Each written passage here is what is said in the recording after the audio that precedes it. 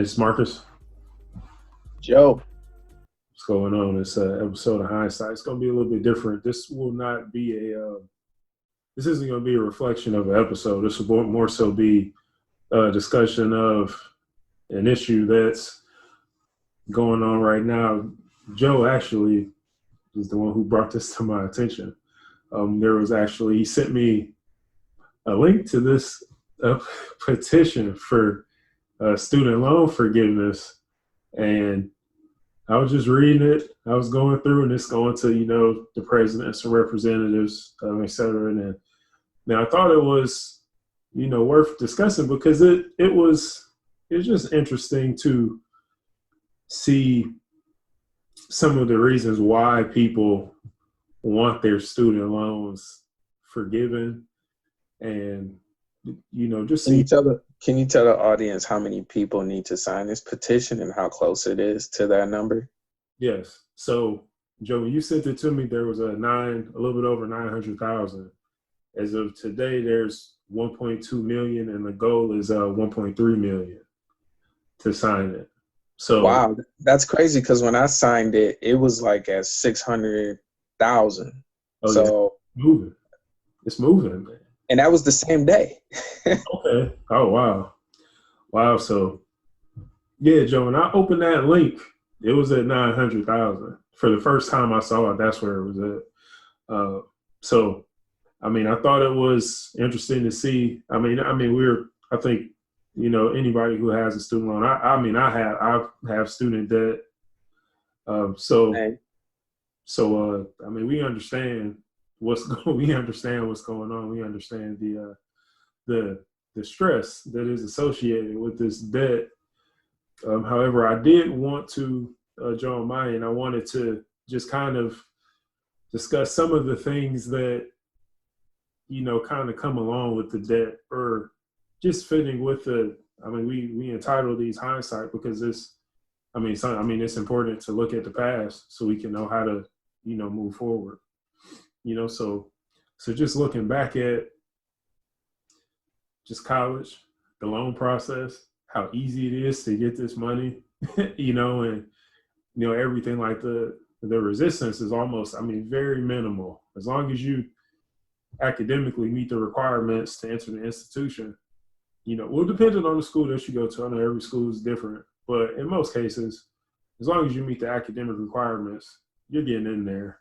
And they make the money. The money is just so accessible. So, I think the first thing is that this is a crisis. It is a crisis, and, with any other crisis, it's important to, what's that saying? Never let a good crisis go to waste. So I think, people are, taking advantage of what's going on, as do politicians, as is everybody else. So, there's nothing wrong about that. It's just the way things operate. But, Joe, what would you say if someone asked, like, why did you agree to, incur this debt? Why did you agree to this? Just like anyone else, man. The reasonable explanation for it is, as a track record in the professional world, after you graduate high school, the people that superseded or had the best chances of having the kind of careers that they wanted, and being on a managerial or executive type level, typically had a degree. Some more than just one, but ideally to sustain a decent living, a lot of people had one degree. And it was basically just like the American dollar. It was something that locked you into making money. It locked you into holding a status of basically people respected you. So besides having money, that was another merit. It still is, but it's not as meaningful as it once was. Just like the dollar's not as meaningful as it once was, where people valued getting degrees. Like, you weren't credible source, you weren't effective or efficient for the job unless you had the education for it. And that's not necessarily true in any case, but it was just more of a concise way of employers to put their money down on you, knowing that you would come through and do everything you said you did on that contract you signed to work for them. Mm-hmm. And that's what it comes down to. Okay, because I think about some of the reasons why I ended up going to college, and it's just because, like, my dad went and my brother went, and that's really the only reason I went, is because I thought I was just following suit. My pops went too as well, for sure, without a doubt. And so I wholeheartedly agree with you. But I'm just saying that was like the root decision for me. Like, hey, I graduated high school now. I think I need to go to college and get a degree in something, because that's going to define who I am. Yeah, that's a good point. Is that I think it really adds on to the question that I asked, because it sounds like you're just saying that you just went to college because you just thought it was the right thing to do. Like, it was just the natural progression. It was either that or go to the military, like some of my family members. And, the people that held some type of respect for themselves in my family and what I witnessed in my upbringing either went to college or they went to the military.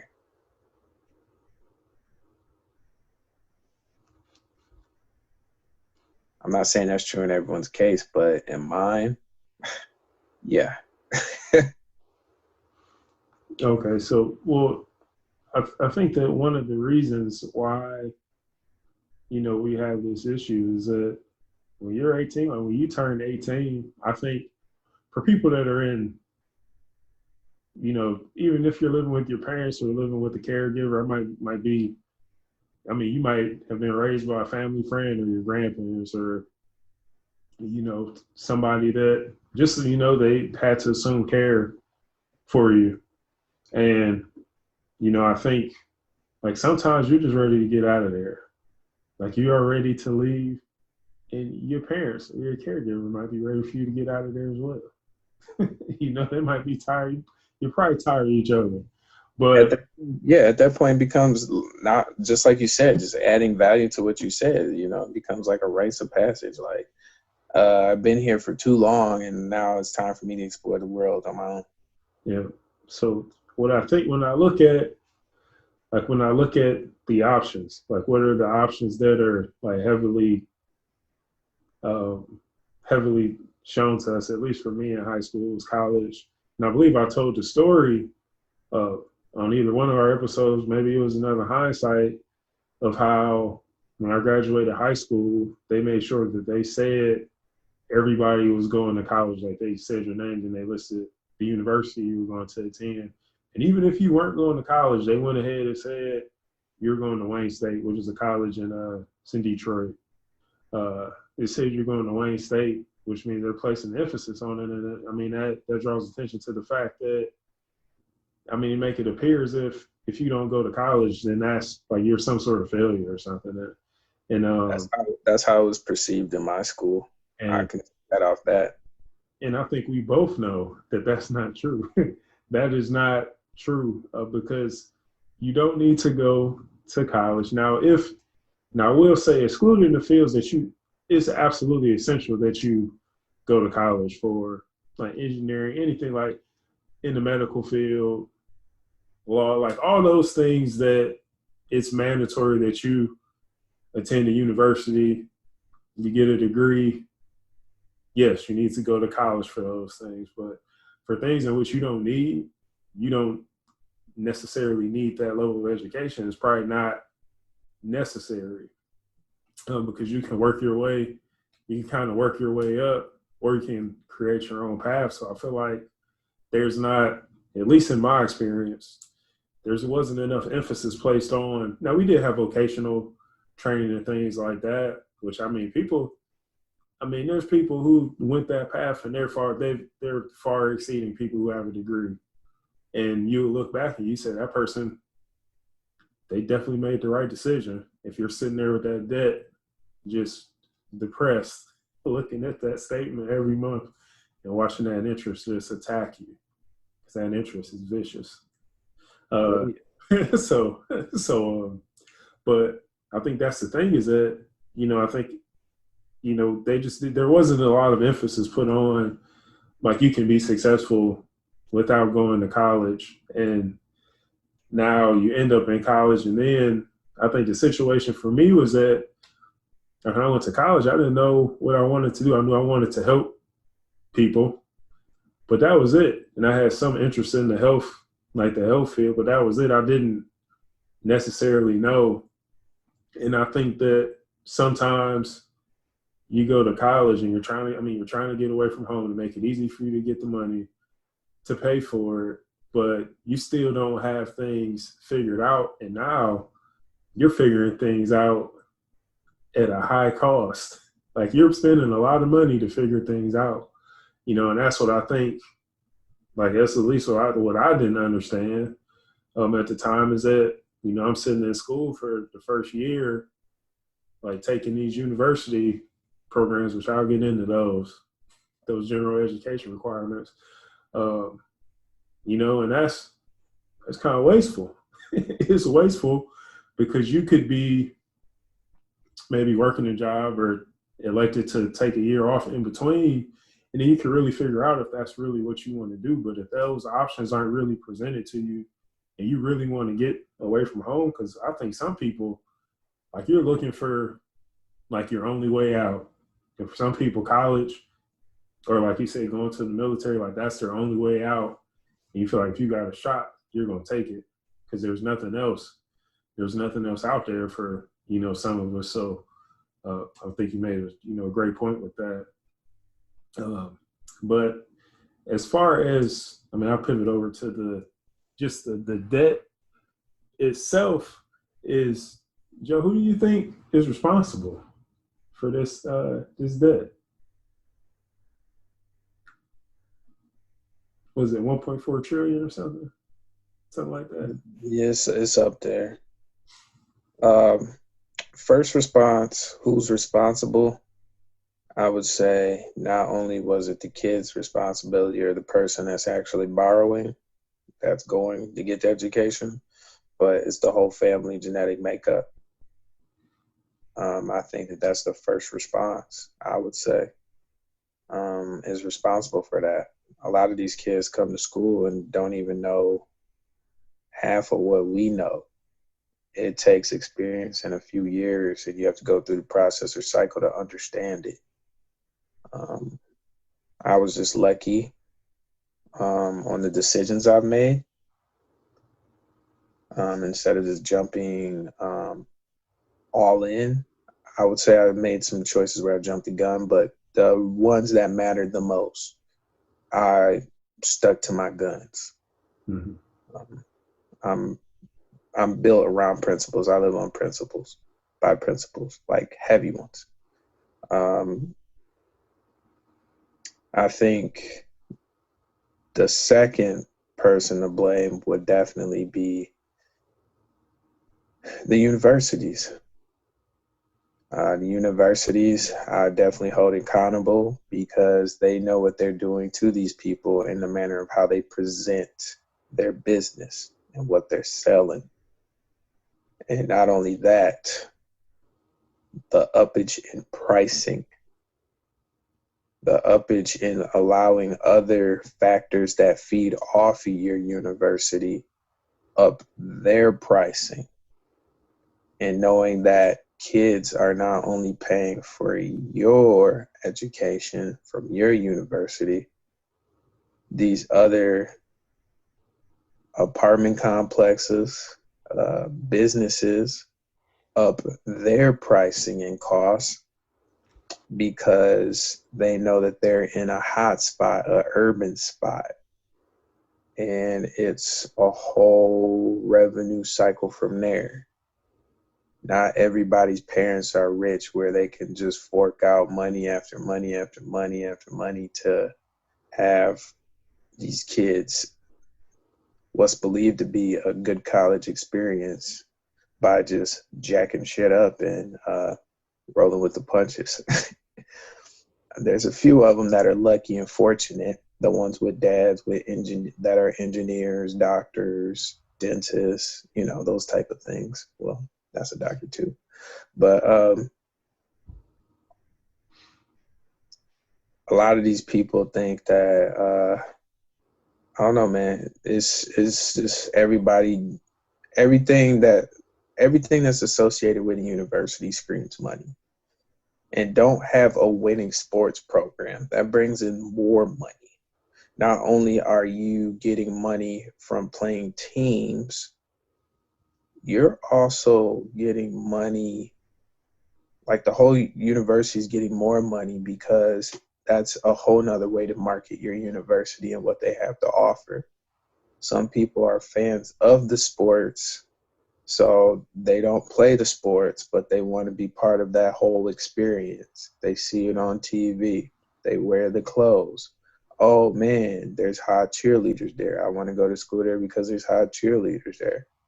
Anything you can think of attracts people, especially when you have sports and those type of factors involved. Mm-hmm. So I think I would definitely put a huge emphasis on the universities of capitalizing on people's livelihoods. And it's really sad because on every single level you can think of, from the parking permits to the policing system, to the housing, to even the food, to even being involved in certain activities that are extracurricular, all of that costs money at an inflated price. And before you know it, all those loan money that those kids took out is gone. So it's literally, like I said, capitalism again. They capitalize off these kids taking money from the government, borrowing from the government. And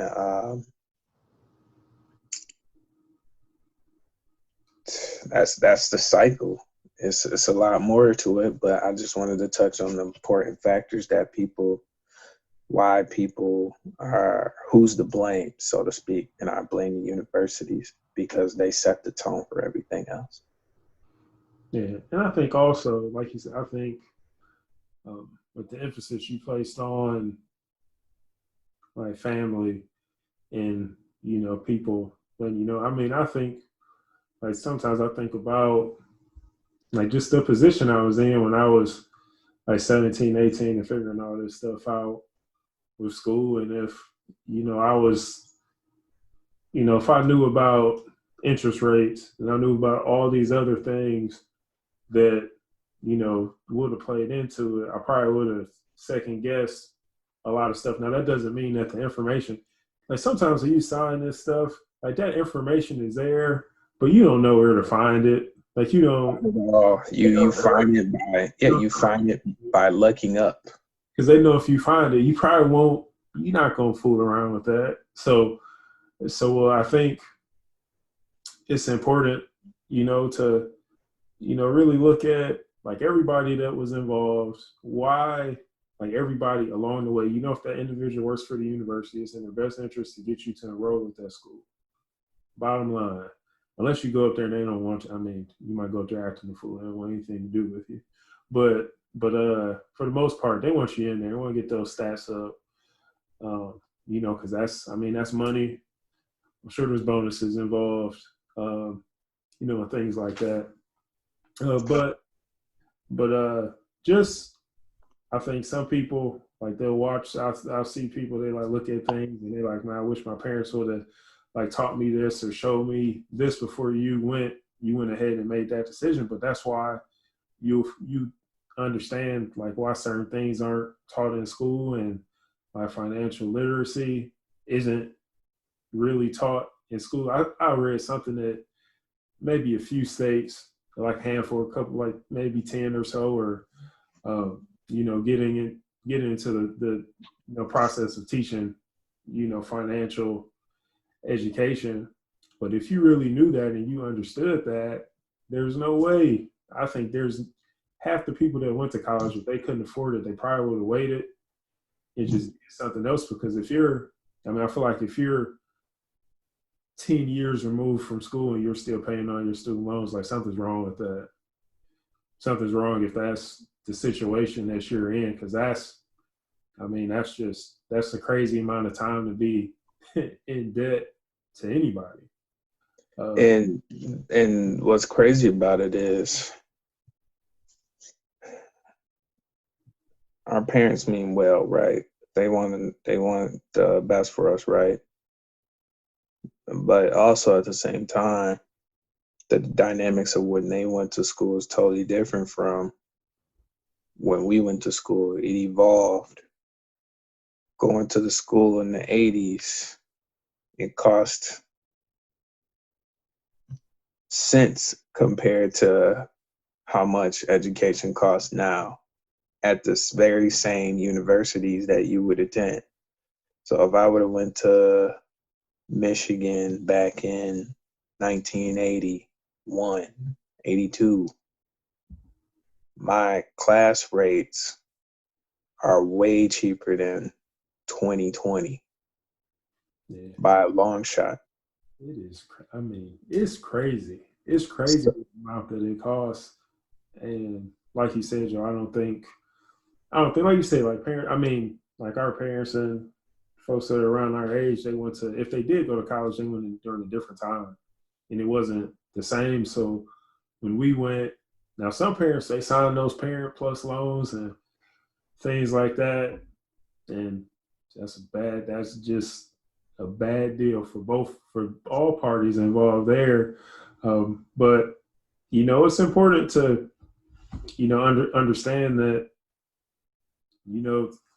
like, really take the time. I feel like if someone, if you have a kid, if you went through the process and you've been sitting with all this student debt and you're not happy with it, then to make sure that if you're not for yourself, that you formulate something for if you do have kids, or if you have younger people in your life, could be the kids of your friends or your nieces or your nephews, like, do what you have to do to make sure they don't incur that same debt. Because I feel like a lot of people who went to school who have all this debt, I'm one of them, but you're behind. I feel like you're just getting the hole before you even get started, and that's unfortunate, but that's the reality of it. So, I think it's important for all of us to, I'm not pointing the finger at anybody, because it's my debt and I have a responsibility to take care of that.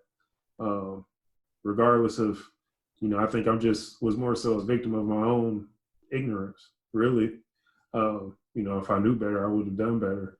But now it's up to me to do what I need to do to get this, get it paid off, because I owe it. It doesn't, we know how it was achieved, how things were achieved, and how I was, I didn't know things. So it's easy. When that money comes easy, then you think it's normal, then, they get you, but if you know better, they don't get you. So there's a lot of us that, we just got that, we filled out the FAFSA, got the money, came easy.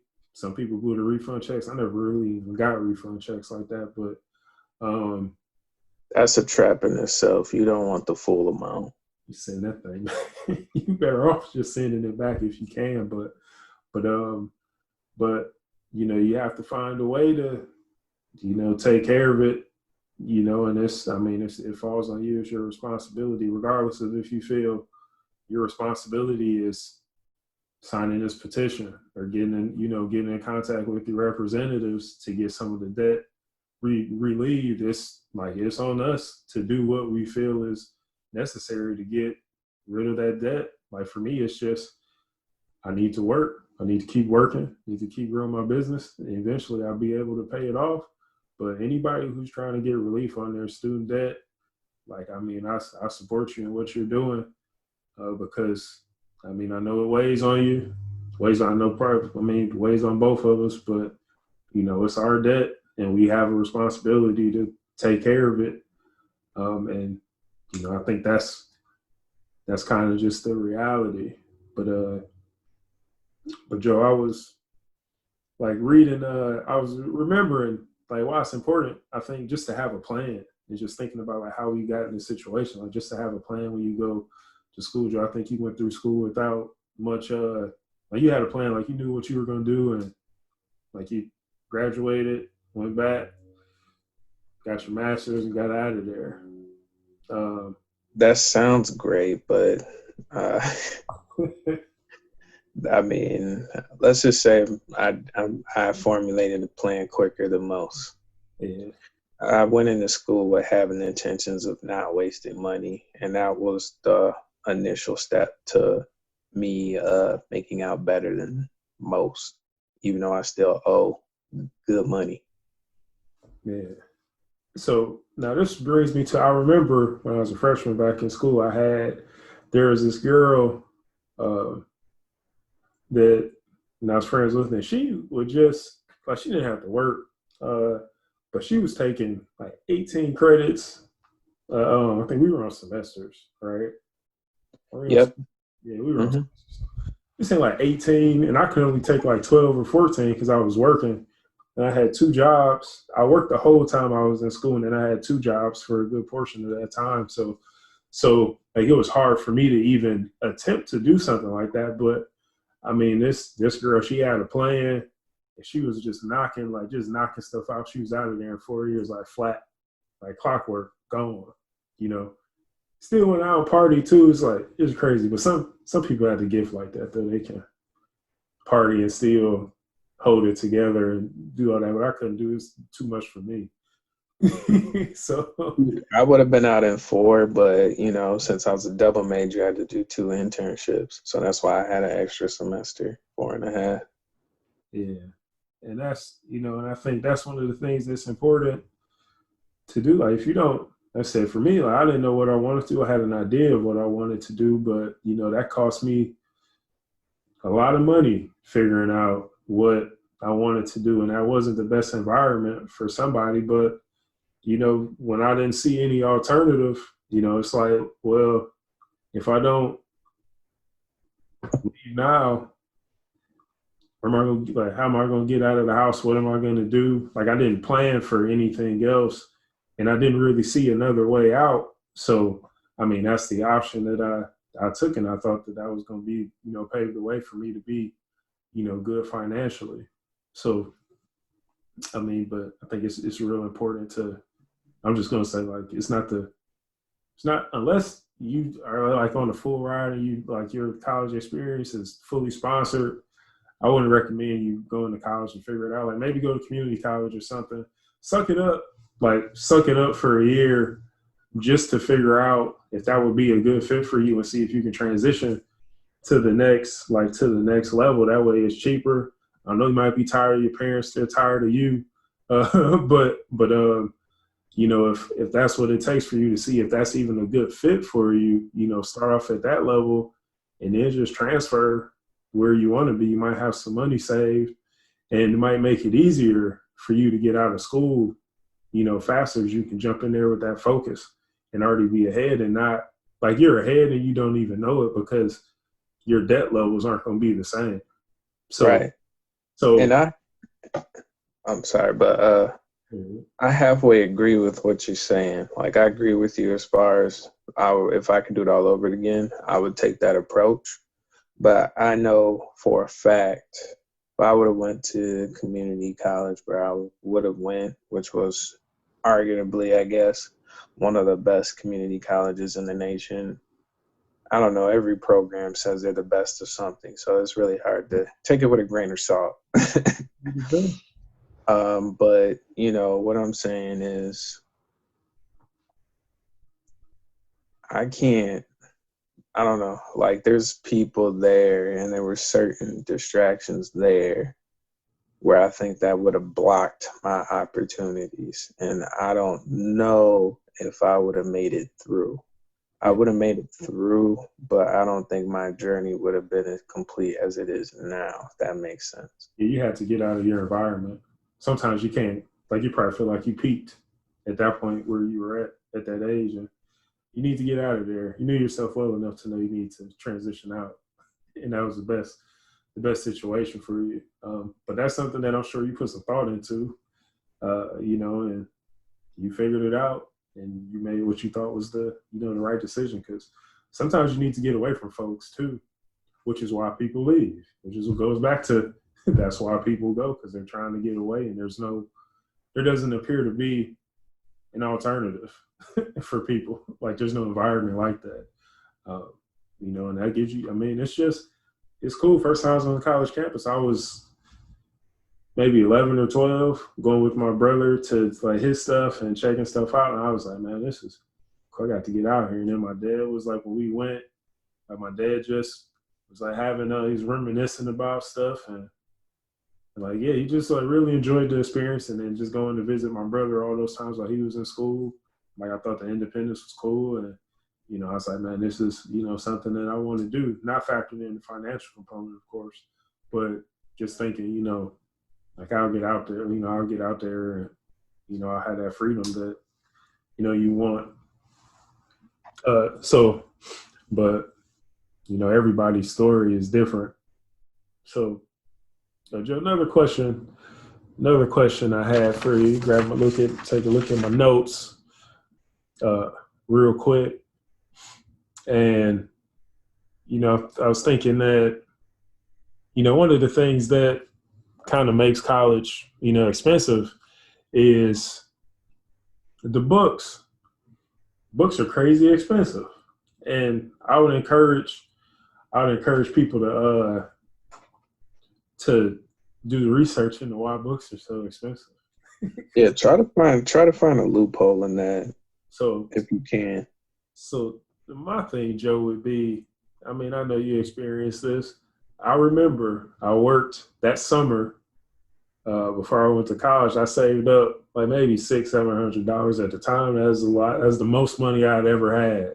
Was that like $700? And I went to the bookstore when I first got there. With my brother. We went to the bookstore, got all the books for my classes. When they rung those books up, it was like $600 for all these books. I looked at my brother, and I looked at the lady, whoever was at the register, and I just kind of shook my head like I was like in a state of confusion, just not understanding how I put all this work in. You know, you're in high school, these jobs aren't paying you anything, but I worked a lot and I saved a lot of money. Like that was a lot of money for me. And for it to just go sit there and go to books, you know, that was like, that really hit me in that moment. My brother was kind of like, oh man, we'll figure it out or something. And me figuring it out was like going to a job fair before I attended my first class in school.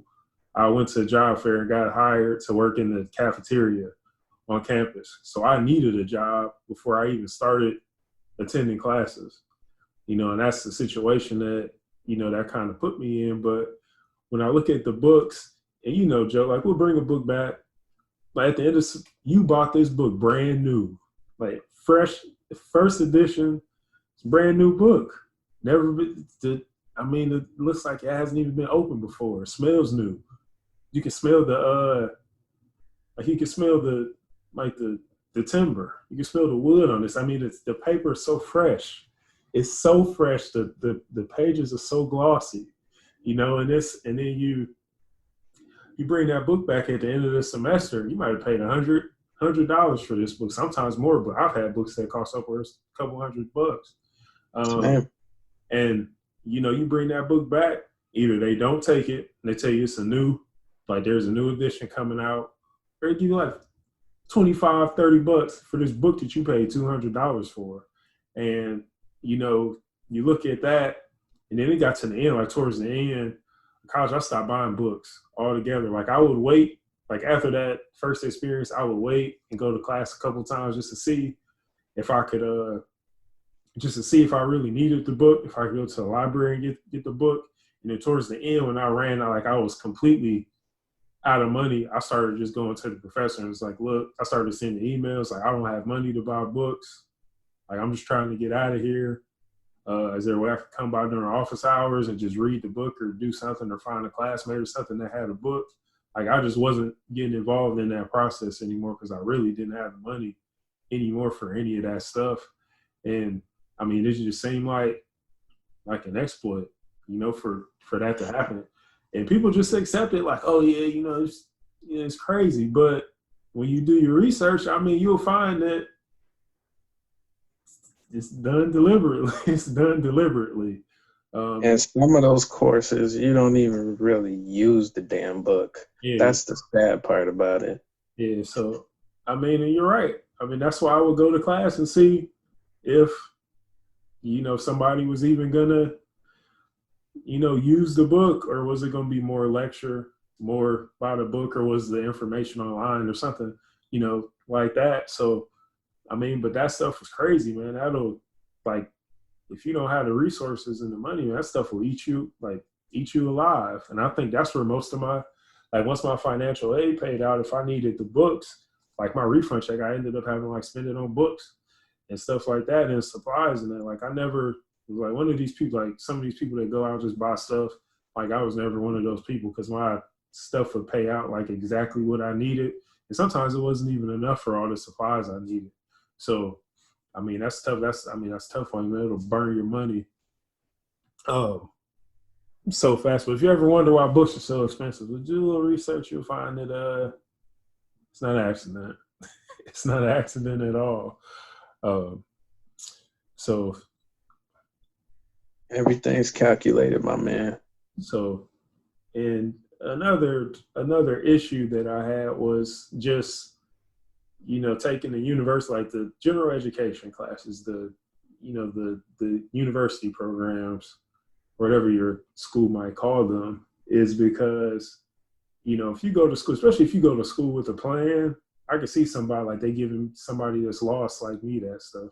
But if you go to school with a plan, you shouldn't have to take any of those classes, because it's like, I'm not paying you to culture me. I'm paying you to teach you what I came to school for so I can get out of here and not have all this money. And that's the thing, is that they try to sell it, but, sometimes that college environment that's make-believe.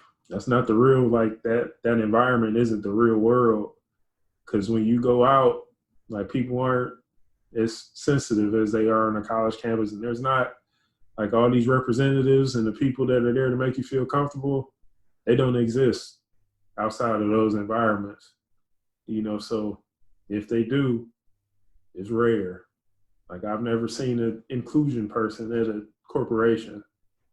I've never seen, somebody trying to, make things comfortable for you, anything like that. It's like, here's your work, get to work, and leave me alone, and that's pretty much it. So they kind of set you up when you get out there. You see that the reality is not the same. Now, some universities prepare people better than others, but that still won't be the same. But that climate is the climate and that environment that's created is you'll find that in many universities. And there's a book that talks about it. It's called pretty good. I mean, it's a good read. It's called the Coddling of the American Mind or something. I don't know. Next time you're talking, Joe, I'm gonna get the title right so I can say it right. But I mean, they actually talk about that and things like that, and trigger warnings in books. Like I never had a trigger warning in any book that I was going to read something that might offend me. I just read it. I had to deal with it, and that's it. Like there was no warning, because there was no warning when I go down the street, there's no warning. Someone yells something out at me or somebody wants to come and punch me in the face, they're not going to say, oh, I'm about to hit you. Just want to give you a heads up, or I'm about to say something disrespectful to you. Let me give you a heads up. It's not happening. It doesn't exist. So, like you can't, like you just kind of have to be ready for what, like I said before, the randomness that people provide to you, because you never know what you're going to get. And there's no warning to some of these things that go on in our society. So, I don't know. That might be doing people a disservice in some ways. But, Joe, I'd like to ask you, has anybody ever asked you for your diplomas? When you interview for a job, do you ever want to see that? No, they always ask for transcripts. All right. And if I was smart enough, I wouldn't have went to college. I would have somehow studied and mastered how to make a fake transcript to get the job that I want. Yeah, so correct. I know there's like these 2 degrees hanging on the wall. They're not mine. I do not care about that type of stuff. My transcripts, I have like 10 copies in my trunk of my car. They're all in envelopes. That's all that matters. I don't care about hanging that up. Nobody wants to see that every time. Yeah, I think I would get upset even looking at it at this point if I even saw it. So, well, yeah. Well, let me add on to the humiliation that we're speaking here. I have actual encased for picture with a frame and everything, and it's pretty big. And it's got my master's in it, diploma in it, and it's got over the top of the university and the picture of the university in the background. It looks beautiful, right? That was in hopes of actually hanging that up in my office someday, which I should currently be in right now. And the way that the world is working right now, I'm probably never going to hang that sucker up wherever I work, just because not only was I hoping I was working in the office, which is non-existent. We got me working in a cubicle now. right, Cubicle, which I like. I have no problem with that. Man, the cubicle. But now with this COVID-19 shit, I'm working at home. And I have yet to hang that thing up. So when I look at it and I walk past it every so often, every day, I just look at it and shake my damn head. It's bad, man. But, I think it's important. I'm afraid of my transcripts. I'm afraid of those because that's really what people want to see. Ooh, what grade you made? Ooh, you had such and such grade there. Like, when it comes down to it, nobody cares about that either, man.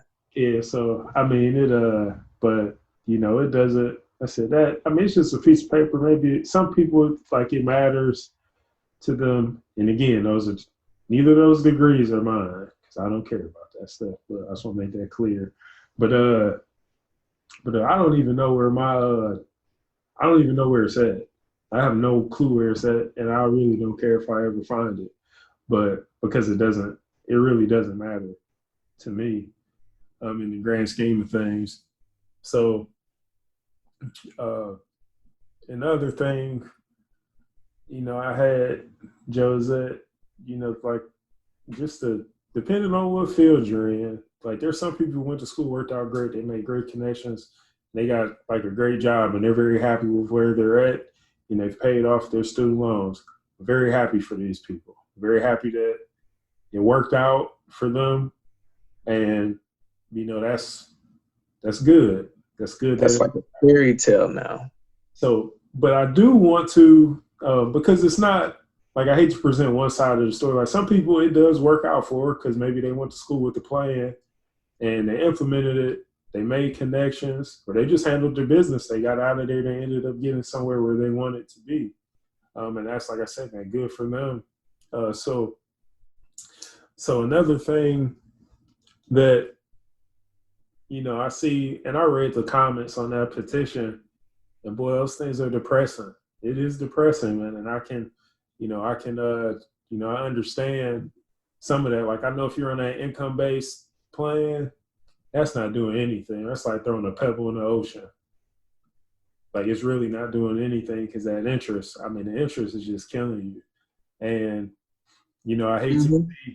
I hate to see people, like you see people have families and want to buy houses and they want to do all these things and they're not able to because, that student loan debt it's tearing them apart. And, I think that, for a lot of these people, you know, like, we went to school, or some of us, we went to school to better ourselves. And we thought that was going to open the door for us to get, to a certain place to where you wouldn't need, like, we would be able to get jobs that people that didn't go to college, you know, weren't able to get, and for many people, that's not the case. And, it's unfortunate. I mean, feel like you got, sold a dream and you can't get a refund. There's no refund on these degrees. There's no refund if you weren't happy with what you got. There's no money back guarantee or anything like that. You pay for that, and there are no refunds. So I think it's really unfortunate that, someone who's 18, 19, unknowingly, like right when you're getting started to do your own thing and to figure out who you are, you get yourself involved because you don't know.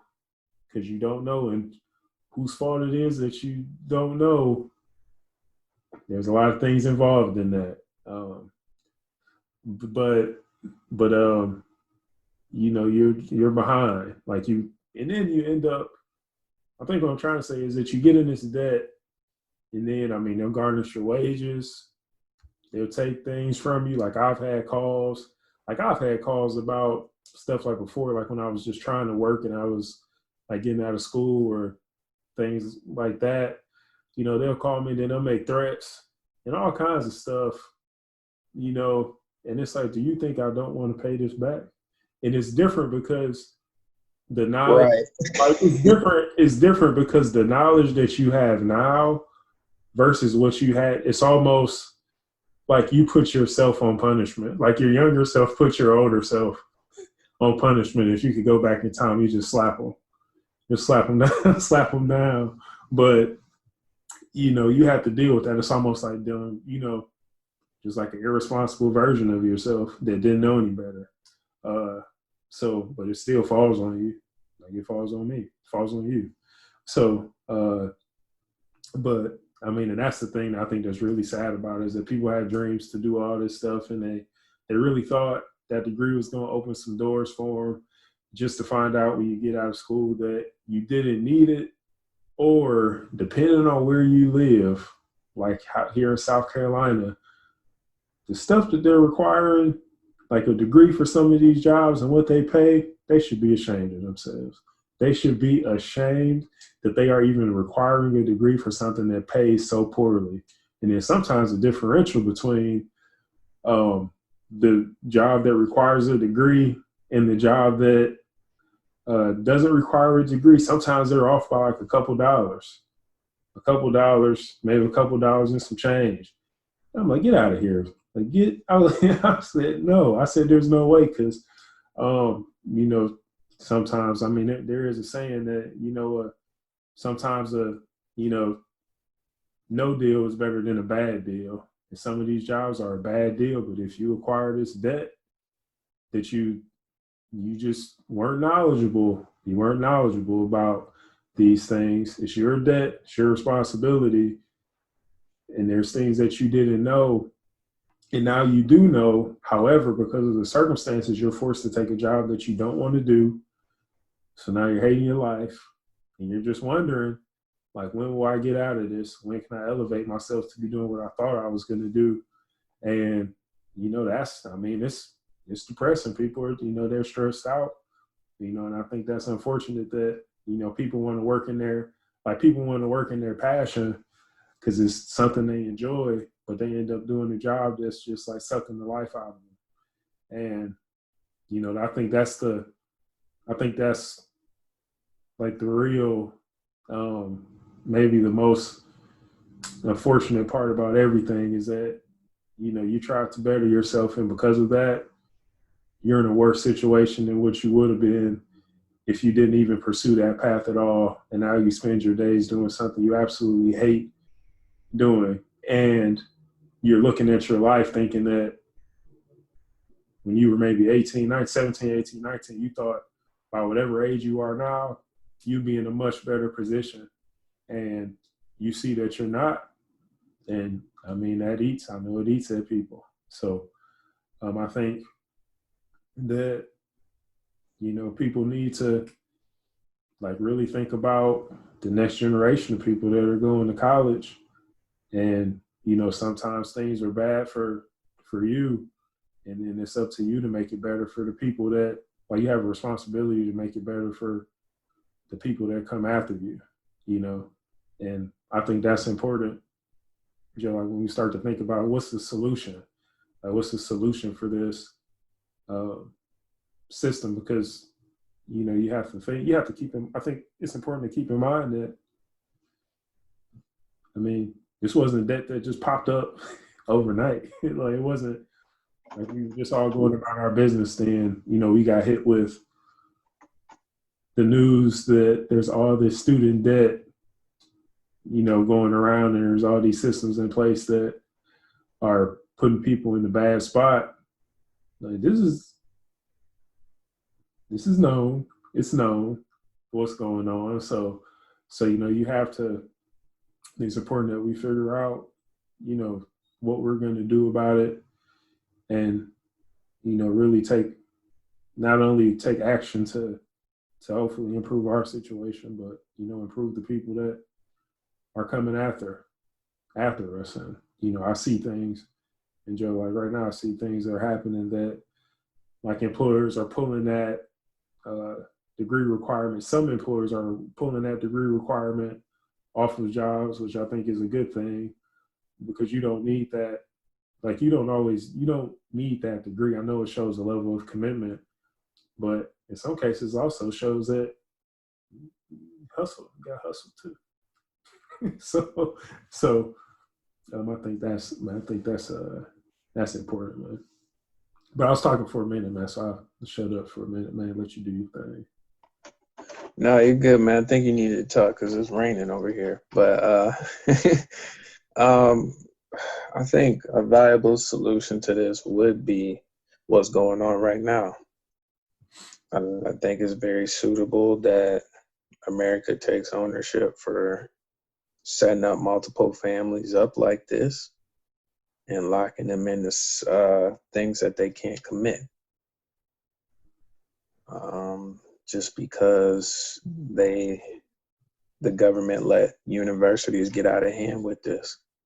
So when you think about it from that standpoint, our government failed us with education. They should have definitely intervened when schools were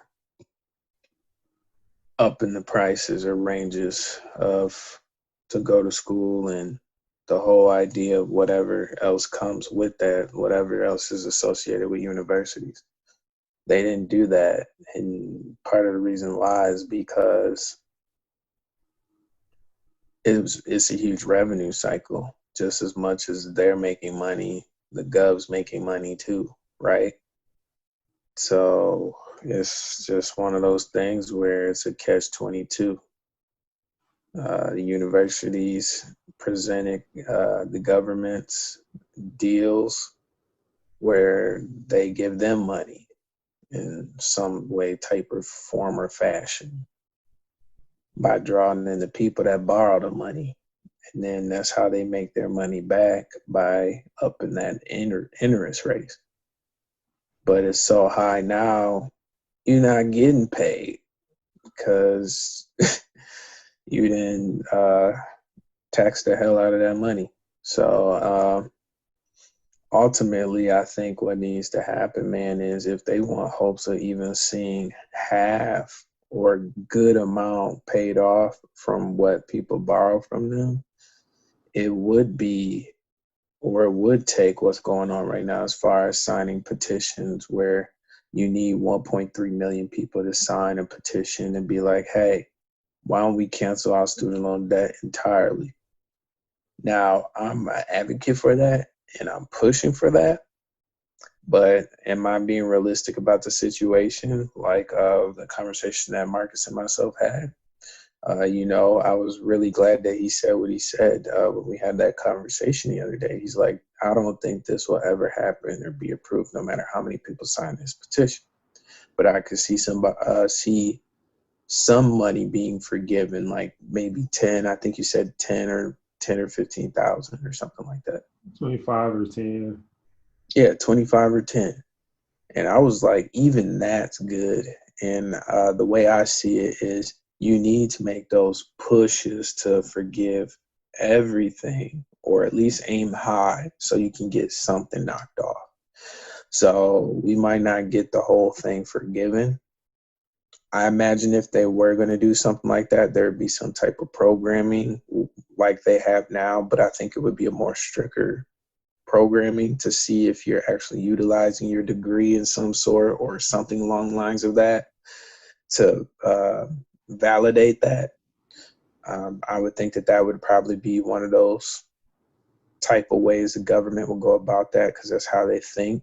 They don't want to give everybody forgiveness, so they want to limit as much as they can. But I think even pushing towards that direction and putting pressure on them makes them feel obligated to give people some money back. And what it's really going to take is someone from our generation that got bamboozled like we did to be in those positions to understand where we came from, for us, hopefully, in one day to have some money forgiven. Yeah. Well said, sir. I support people's pursuit to get that forgiven, and a little bit forgiven, but I live in a world where I have to account for, economics and just how the world works. So especially now, with them putting the little hold or freeze on people's loans right now, that's cool for now, but I think that it should be extended, given that there's over 40 million people without a job. So if you really want to put it in perspective, 1 out of 4 Americans is employed. that's crazy. That is crazy. You could walk into a room and a room of multiple people, and you and maybe a handful of people might be working and everybody else ain't working. Imagine that type of living. That's what's going on out here. Yeah, that's unfortunate. It's unfortunate that that's going on. So just like I said before, I just really hope I hope something can come of it. But I just think it's important that we're solution minded and live in reality as well, and understand that we have to take action. I mean, at this point, like, I know that petition will reach that 1.3. So you kind of see what happens with that, and I hope that people really take time to pay attention to what happens with that. Like, follow it. Like, follow the story on that. Follow it when the story disappears, and see what's going on with that, and see what happened in the past. If something on a similar or smaller scale has been attempted, see what happened with it. See if it got shut down. See who shut it down, and see where that person who shut it down is at, and see who, like, really look and see who benefits from the debt, that we've all absorbed over these years in that interest. Like, see who benefits from it, and just play around with that for a little bit, and share what you find if you want. But you'll see, man. Wherever there's an opportunity for money to be made, it doesn't matter who's affected by it. It matters who benefits from it. So, you have to keep that in mind. But like I said, Joe, it's important that, we're doing things to make sure that this doesn't happen to, the people that come after us. Like, give them a fair shot to make a choice. See if they want to get all this debt, and potentially not use their degree, or go to school for something that's completely useless. So you have to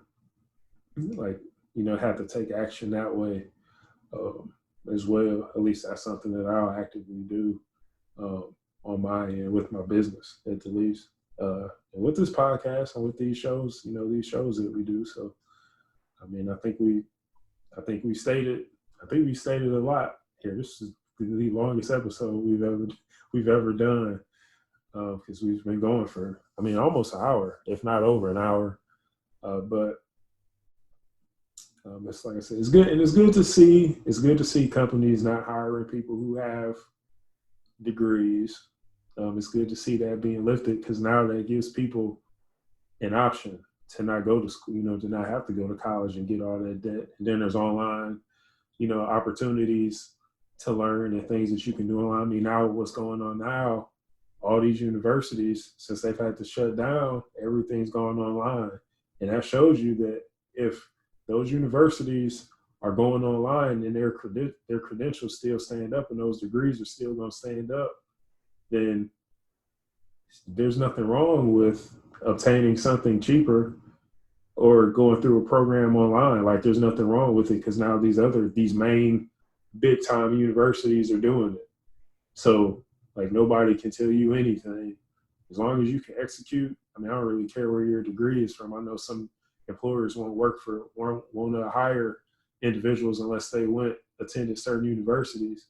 But, if you went to a school and you can straight up, go up against somebody who went to one of these prestigious universities, that's your win, especially if they're in debt, because you're showing them that there's a better way. There's one of the things I always say is that there's more than one way to achieve a desired outcome. You don't need to go to the greatest school if you had a will. You had a will to win, and you understand that sometimes you just outwork people. And just because you didn't go to that top-notch school doesn't mean you're not as valuable or more valuable than that person that you're going up against. So I think that's important. And my last question, Joe, I'll be done.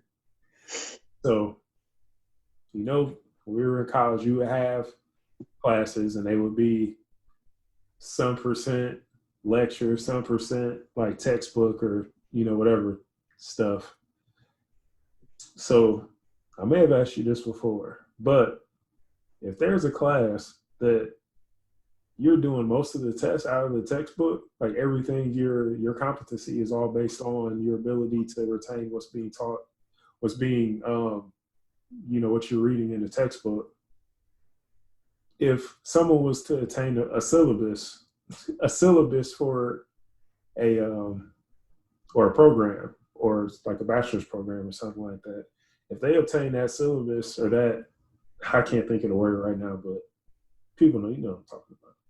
But if you obtain all the courses that are required and you read all those books. Yeah, curriculum. Yeah, the curriculum. And you read all those books and you never go to class, but all you did was read the books, and you are able to show that you have an understanding of everything that's in those books, the same as a student who's going to the lecture. What would you think that says about a degree from a university that you have to like physically attend? I mean, I think you're simply explaining what might be the future of universities. Everyone's seeing the gimmick for what it is, and you'd be crazy to invest in that unless you want that. Try to live the experience of the 80s and 90s and what's left of the 10s, 20s. I think that you're ahead of the game right now. I think it may come to that as far as you getting a hold of all those texts and stuff like that, and you teaching yourself what you need to learn to be proficient in the position you're in. That's what I'm doing right now. Like, I'm doing work that most people wouldn't get unless they were in like computer science or something like that. I take online courses, not because I have to, but because I want to excel. So I take online courses to um, increase my knowledge. So I don't see why that can't happen going forward for a university where you don't even have to leave the house and you can just do everything online. I mean, don't get me wrong, that's here now. But I mean, from a standpoint of where you don't even have really lectures or anything. You just learn the material by yourself, and there's already like a lecture that's previously recorded. So you could just download it in a package and put it on a USB and then learn it at your own pace and then take a test to test out or something like that. Yeah. Show me the curriculum, give me the syllabus. If it doesn't require labs, watch me. Watch me. But like I said before, excluding the stuff that's hands-on, things that you have to get into the labs and you have to like have that hands-on experience. I'm not talking like we're not talking about those programs. We're talking about the programs that exist where everything you are having is all discussion. It's all book work, you know, no labs, none of that extra stuff. So, you know, as long as you can, like you said, Joe, as long as you can display that you have an understanding of these concepts, and you can implement them, then you're good. You're good. And I think employers will find that, they'll find that. And as I build my business, I won't require a degree for that. Eventually, like, I'm not really looking to require someone with a degree unless there's a position where like I need to have somebody that has a degree to fill that position. But it's not like I'm not going to, create a unnecessary barrier, for people, because if you can execute, like, I just want the best person, I want the best person for the job, not try to filter something in through, a degree requirement. I think that's lazy in some places. It's a bit lazy to do that, but some places I get it. But a lot of times I'm like, you guys just being lazy putting this degree requirement in here.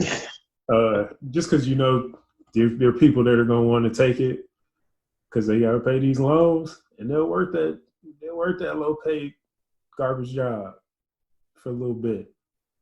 But that's it. I'm done. I'm spent on this. Anything else? Should we close this out?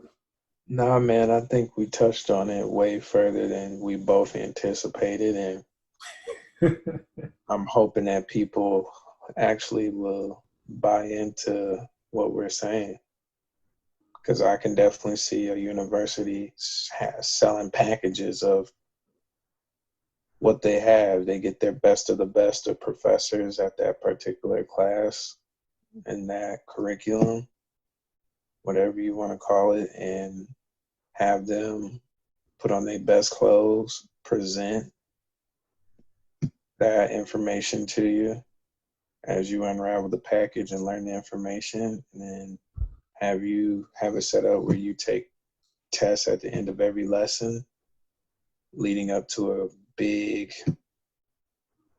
standardized electronic test to see what you know, or add on presentations onto that. So everything you've learned, whatever meets the demands of that particular area of interest, you have a lecture, a presentation, a couple of projects, and this all needs to be submitted based on a deadline or a certain amount of time. Like, you can do all that without having someone physically sit in front of you. Now, technology is here now to where they can present it on a CD-ROM, a USB, have it saved somewhere on the cloud and the internet for you to download and learn from their lecture without them actually being there.